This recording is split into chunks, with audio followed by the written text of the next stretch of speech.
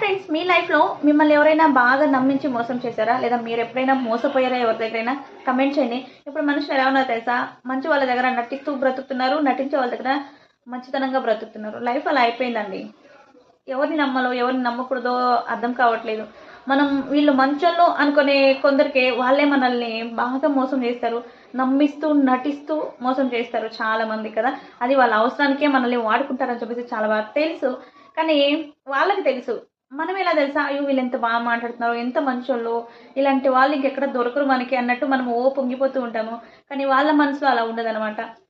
వాళ్ళ అవసరానికి మనల్ని వాడుకుంటూ మనల్ని మోసం చేస్తూ ఉంటారు. వాళ్ళ పనులైన తర్వాత అసలు వదిలేస్తారు. ఇలా మీరు ఎప్పుడైనా మోసపోయారా? కమెంట్ చేయండి.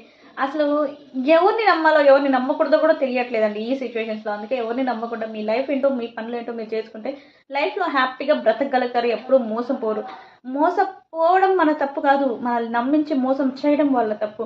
రేపు సిచ్యువేషన్ వాళ్ళు కూడా అలా వస్తుంది. గట్టిగా తగిలితే జీవితంలో మనం కూడా ఆ రోజు అలా చేసాం కదా, ఈరోజు మనకు కూడా ఇలాగే జరిగింది అని చెప్పేసి చెప్పు తీసుకొని కొట్టుకున్నట్టు వాళ్ళకి బుద్ధి వస్తుంది. అందుకే లైఫ్లో ఎవరిని ఎప్పుడు మోసం చేసేయడానికి పోకండి. ఏదైనా ఉంటే డైరెక్ట్గా ఎదురుగా మాట్లాడి జయించుకొని వచ్చడం వేరు, అలా మోసం చేయడం వేరు. ఎన్ని దినాలంటే మోసాలు చేస్తారు, ఎంతమందిని మోసం చేస్తారు. ఏదో ఒక రోజు దొరికిపోతారు. అప్పుడు ఉంటుంది వాళ్ళకి బుద్ధి బాగా చెప్తుంది ప్రకృతి అనేది. దేవుడేం చెడ్డోడు కాదు కదా, ఎవరికి ఏది ఇయ్యాలో ఎప్పుడు ఎలా ఇయ్యాలో ఇచ్చేస్తారు. మీ లైఫ్లో ఎవరిని నమ్మకండి. మిమ్మల్ని మీరు నమ్ముకుంటూ వెళ్ళండి, బాగుపడతారు లైఫ్లో.